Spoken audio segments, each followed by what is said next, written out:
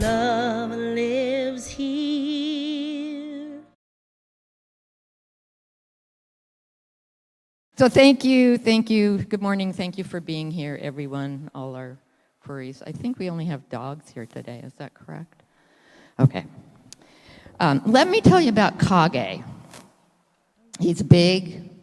He's black. He's beautiful. If you want to see a picture of him later, just ask me. He's breathtaking. And by the way, he even has a connection to our Riverside CSL because a year ago, last August, our own Jeff Rika found him just down the hill from our former site. So Jeff is now Uncle Jeff, and I send him pictures and show him pictures. So when I come home, it's not unusual for him to greet me at the door. He doesn't wag his tail, but he puts it straight up and rubs against my legs with unadulterated joy in seeing me. What is unusual, if you haven't guessed already, is that Kage is a cat. He's one of 4 in our home, but no surprise, he's the only one who greets me regularly. It makes me stop and laugh and feel completely loved. This simple, near daily experience leads to the heart of my talk today.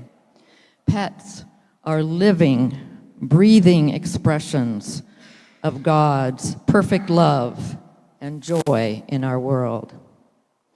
Pets are often viewed as just companions, but let's look at them through a divine lens. They are an overlooked theology, the study of God's relation to the world in the everyday.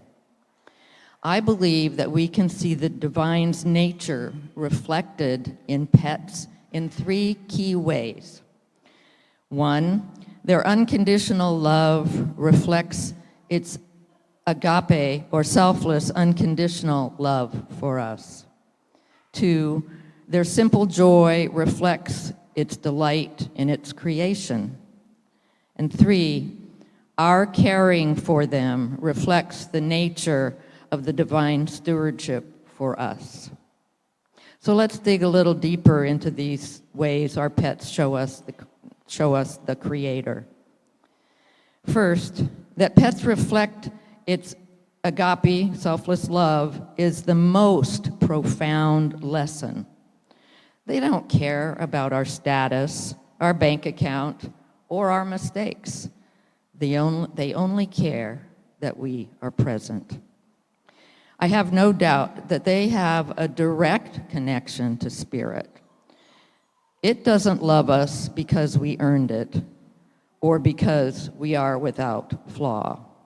It loves us simply because we are its beloved creation. Our pet's unwavering devotion is a daily, tangible reminder that a love exists in the universe that is undeserved, unearned, and yet relentless. They are each a living, breathing, 4-legged, scaled, finned, or feathered lesson on grace. Secondly, pets reflect God's delight in its creation, and they are masters of the present moment joy. Their unbridled enthusiasm for a walk, the excitement over a simple meal, which may well be the same as the last one, and the one before that, and the one, well, you understand. The pure contentment of a sunbeam nap, or the joy of finding our laps empty. These are all small glimpses of the joy Spirit infused its original creation. Even the simple, unburdened playfulness of an animal is a reminder of how we are meant to live, in the light, trusting, and without paralyzing worry. It is a lesson in the theology of play. Our pets live this lesson perfectly. their ability to find profound joy in the smallest things, a toy, a scratch behind the ears, a kind voice, reminds us that Spirit's blessing is not always spectacular, but can be found in the simple daily goodness it provides. Their joy is God's invitation for us to lighten our burdens and remember the goodness of the present moment. Thirdly, our loving care of them reflects God's stewardship of us. The relationship is a lesson in the law of circulation. While they teach us about receiving love, we are practicing how to give divine love. We provide shelter, food, comfort, and protection for a being completely dependent on us. We guide, gently correct, and forgive immediately, or at least we try. Our role as loving caretakers reflects God's role as our source. The one who provides all things asks us to trust and cares for us even when we make mistakes. The patience we show our pet is a small, imperfect reflection of Spirit's boundless patience for us. Caring for a pet is a sacred trust, a training ground for compassion, patience, and selfless provision, all virtues of the divine. To conclude, pets are not distractions from our spiritual life. They are living, breathing aids to it. They teach us about unconditional love, God's grace. They model simple joy, God's delight in life. They allow us to practice caring stewardship, God's nature as our provider. The next time your dog or cat, if you have a particularly affectionate one, greets you when you come home, or your cat purrs contentedly on your lap, don't just feel affection, feel gratitude. Recognize that love, the deep, undeserved, profound love you feel, is a direct, shimmering expression of the divine love and joy poured out into the world onto you.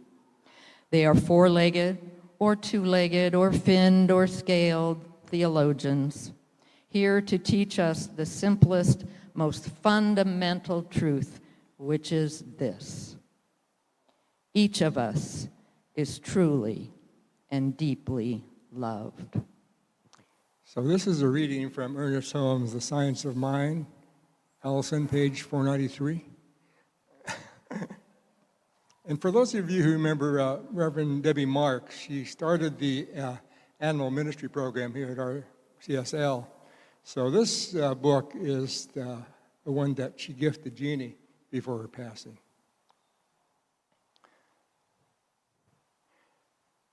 There's one body and one spirit.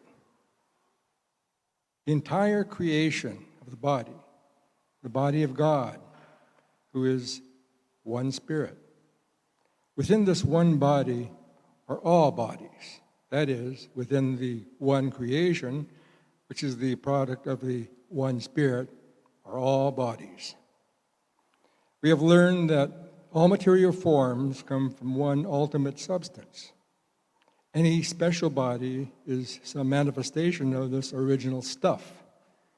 The original substance takes many forms, multiplicity or many within unity or the one. One God and Father of all, who is above all and through all and in you all. It would be impossible to make a clearer statement of truth. One life behind all that lives. One, never two. The unity of all life. To learn this is to know a secret of the ages. Here's a mystical saying: God is in all, through all, and above all, which means that we partake of the one life. It is all of us. Thank you, Mike. So let us affirm together the truth of our connection with our animals. Repeat after me. We know that our animal companions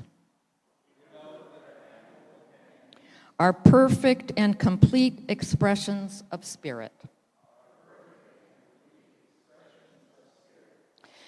We accept that the same light that flows through each of us flows through them as well. We acknowledge that we are united in the one great life.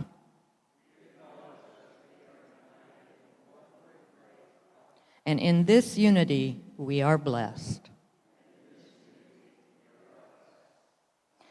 Please gently touch or hold your animals or their pictures, or if they're not with you this morning, simply hold them in your mind's eye. And let's take a moment to send our loving energy, blessing each animal here and in our lives.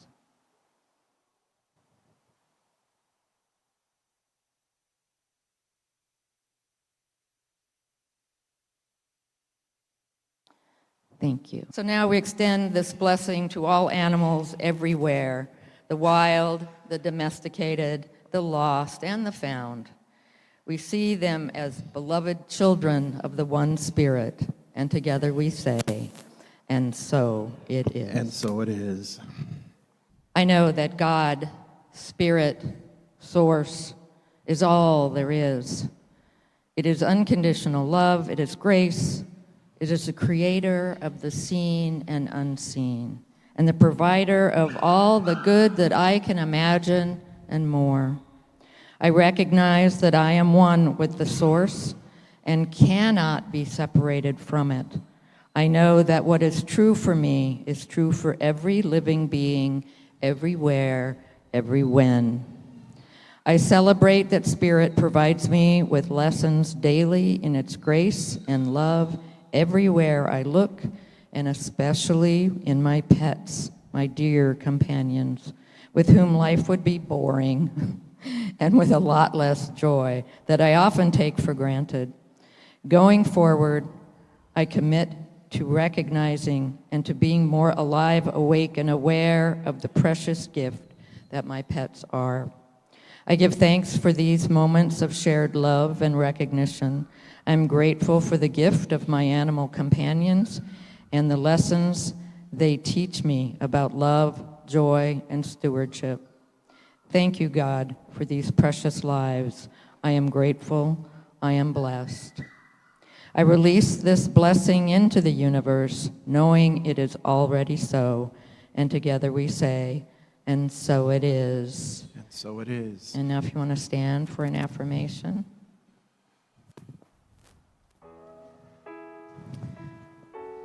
Don't say the one on the screen, say the one that Jeanne says. Here we go. I recognize that my pets are truly gifts from the Creator, and I treat them as such. I recognize that my pets are truly gifts from the Creator, and I treat them as such. All right, so remember, let the song finish before we start packing up the tables and everything, okay? So, here we go. Something wonderful is happening through me right now. Something wonderful is happening through me right now. There's this thing called love. This thing called love. Love is in my mind. Love is in my mind. Love is in my body. Love is in my body. Love is in everything I do. Everything I am it. I do. I am it. I share it. I share it. I receive it. I receive And I move love forward. it. I move love forward. And I give it pats on the head. Because love lives here.